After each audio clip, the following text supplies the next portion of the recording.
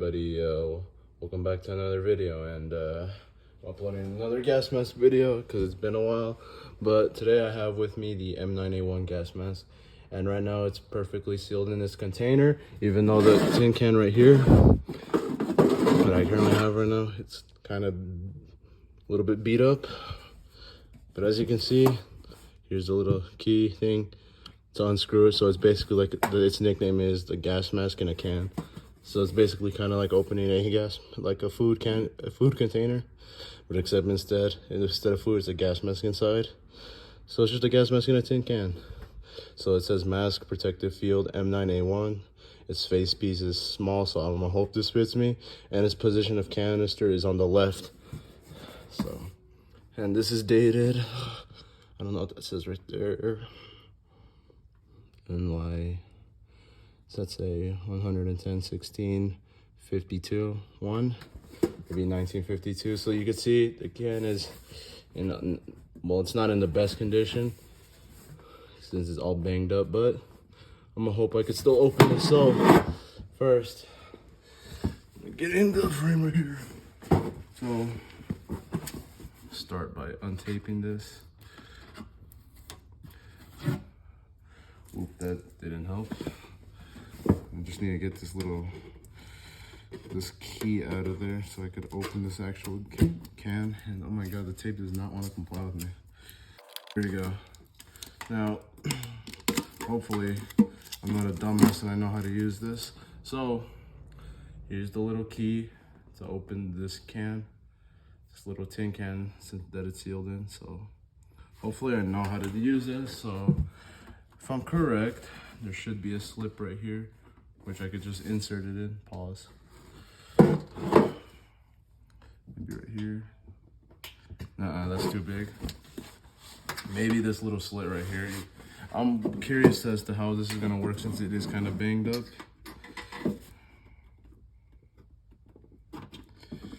See, I slipped it in here, but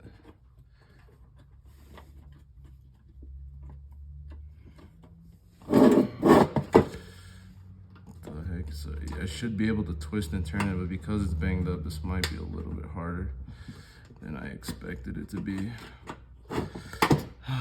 Might have to fidget with this for a minute. The heck? Maybe try finding another position. Maybe I open it from the upside, from the bottom, which might be a little bit cursed, but why not give it a try? All right, at this point, I've been at this for about like, I don't know, like 25 fucking minutes, and this shit ain't helping right here. You wanna know why? Cause look at the shit. It's bent, so you know what? I'm just gonna cut right through it, see?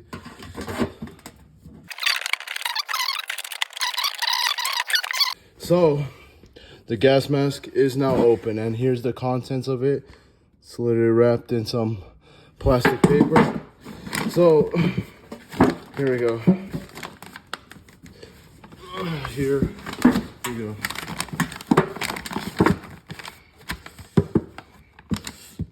And the thing now, unfortunately, I would have used the key, but because that shit was a pain in the ass and it was bent, it was not working. So here it is right now. And this right now says mask. You can see the mask part is faded. It says mask protective field M9A1. And this is a small, and it has a weird smell to it. It's like,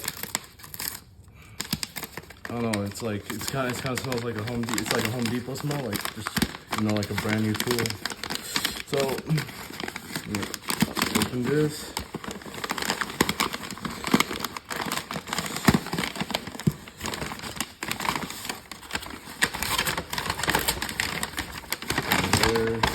There she is. There's the bag with the mask. So here you go. The mask says US Field Protective Mask M9A1. There it is. Small. Just put it out of the way. Now let me open this up. Ooh, that looks so cool. Look at it. Now, let me try taking this shit out.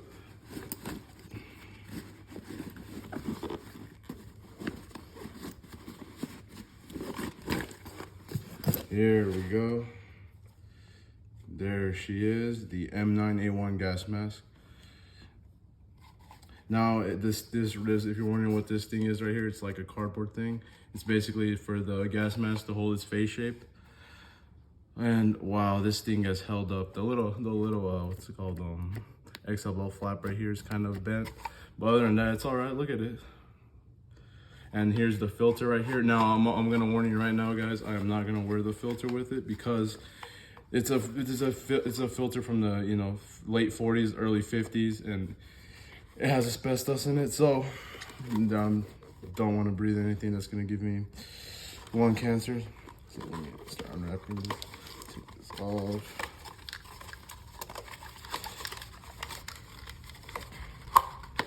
Now let me get the filter out of there. Now I'm interested to see what this filter's dated. So this says Lot, New York. I think that's what it says, and it's dated the December 5th, 1951, if I read that correctly. And holy fucking shit, the bottom of that is open, and it is, oh my god, hell no. Let me close this shit back up. So yeah, if you guys are wondering where the asbestos is, it's basically the particle layer, and I got scared because it was open, but I'm gonna close it back up so nothing leaks out of it. So here we go. So December 5th, 1951. So not wearing that filter, no thank you. But yeah, you can see the little US engraving right there. Yeah, pretty old filter. Now the mask itself is here it is. Now let me take the face piece off. Let me undo the straps.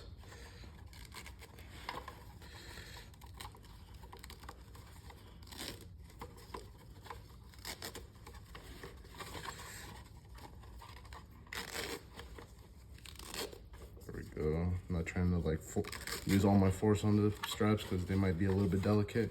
And let me try taking this face piece off just to show you guys what it looks like. And yeah, here is the M9A1 gas mask. Now has the large comical nose. Now the M9A1 gas mask started production in I think 1947 and continued to be used all the way up until 1995, which this mask has so much history to it. Now, if you guys are wondering what the inside of the mask looks like, let me try flipping this inside out so you guys can see. Take the straps out of the way. There you go. Now it's kind of a little bit wonky. See you can see like where you would put your nose under here, and there's like little valves here so the mask doesn't get fogged up. And there should be some like anti-dim paste with this as well. Now let me just unfold this back.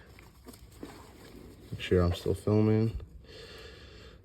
Yes, I am. All right, so this is the mask itself. Now, before I wear this, I am gonna wipe this down, but do know I'm not gonna wear the exact filter it came with. I'm gonna wear the replica filter, which, well, not replica filter, it's a 60mm finish filter, and that's way more safer than this right here, the actual original filter that does contain asbestos. Now, in the bag right there is the anti-dim paste right there. So let me just give you guys another look. Hopefully the camera's picking that up. You guys can see it's basically attached right there. Let me just pull it out. There we go. And here it is. So hopefully the camera's picking that up. And if not, like I said, my camera's being shit. It does not want to focus on anything right now, but it says this can contains anti-dim cloths for gas mask. Instructions: wet the fingertips. Hopefully that's true. So it basically says wet the fingertips and moisten the inner surface of the eyepiece. Rub vigorously with the cloth until surface is dry. When to use the dim cloth? When to use the anti-dim cloth? The anti-dim cloth is to be applied to the eyepieces after each time the gas mask has been worn. If the cloth becomes wet, allow it to dry without squeezing. If you guys can see that. And let me try opening this. It's literally just a little rag in here. Little piece of cloth. Look at that. Now obviously, just keep it in there. And then, boop. Close it, wait, close it back up. And put it back in the bag. So, let me go wipe this down and let me try putting on the gas mask. All right, so now that the camera is all the way up to my face and not my dick, so here's the gas mask, and right now I'm gonna wipe it down with just like a wipey. Not really gonna wash it right now, I'm just gonna wipe it down just so I could at least put it on. Now, the M9A1 gas mask, the United States used this similar face piece throughout World War II, and they made a bunch of different gas masks during World War II. They experimented with a bunch of different designs with similar face pieces like this. The World War II D-Day assault gas mask was kind of like this, except the little valve right here was a little bit different, if I'm correct. It wasn't this exactly, and the whole mask was black. Now, later countries, throughout the world would adopt this style of mask, such as the Finnish M61 gas mask, the Nokia Finnish M61 gas mask, and you guys could tell they have the similar face piece almost. Actually, it's the exact same face piece. The only difference is the valve right here. And yeah, there's a bunch of different variants throughout the world that other countries have copied. So this is it now. This is a small piece, and I'm not exactly sure what year this is dated. I'm just gonna go ahead and guess that the mask is dated 1951. Now, I'm not gonna put the actual filter on. As you can see, that this is the original filter right here. As stated, hopefully you guys can see that. December 5th, 1951. And this is the Finnish filter, which is dated, let's see. I'm not sure, I'm pretty sure it was dated in, 1984. So, therefore, this filter, though it's expired, it's a lot more safer than this because it does contain asbestos. So, what I'm gonna do is replace the original filter with the Nokia filter. And as you can see, 60mm valve. It's not like your newer filter valves, which is 40mm. Difference because is that the, oops. Fucking, God, dude, camera decided to fall.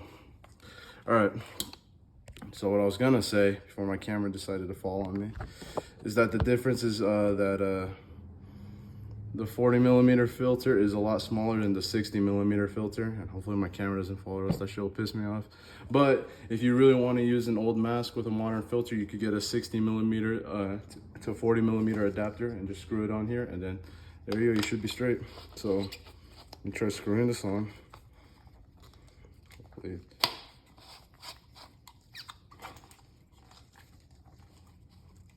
There we go. And I don't really want to attempt to breathe through this too much because it looks like talcum powder right there. That preserves the mask, and talcum powder is like a rock. Well, it is like a rock, but it's not good for you to breathe. So, I just noticed that there's another strap right here.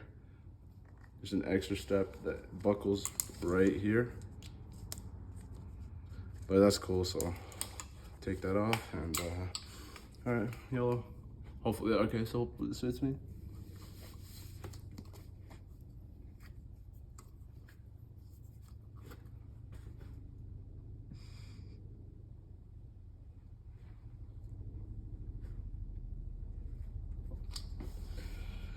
The reason I don't really want to breathe through this mask right now, since it's currently not washed, is that I'm not sure if that's talcum powder right there or just like white dust right there.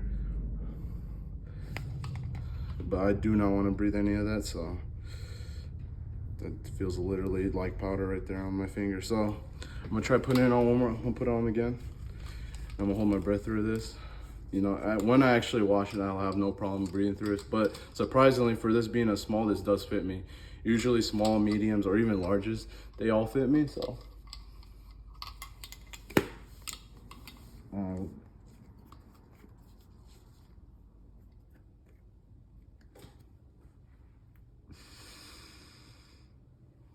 Let me just turn around real quick.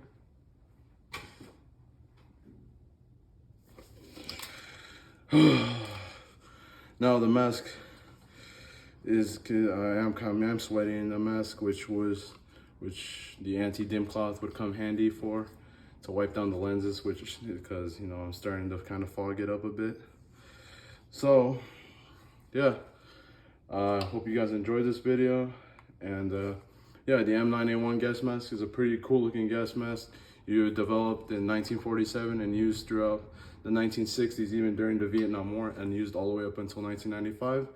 But unfortunately, the mask didn't stay in service that much because it was replaced by the M17. And then the M17 was replaced by what, like the M40, if I'm correct?